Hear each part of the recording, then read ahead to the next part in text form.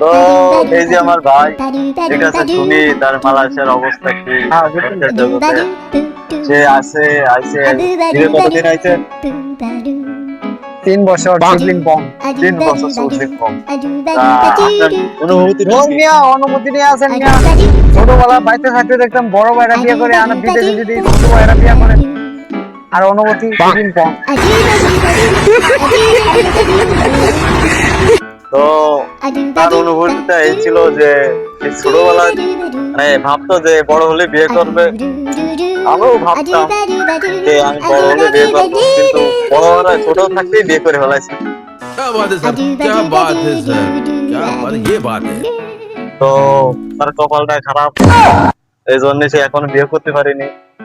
তা চলেন যে আরো কিছু কথা শুনি। তো তাই বললাম যে আপনার বিয়ে করতে পারেননি, কম হয়ে গেছে।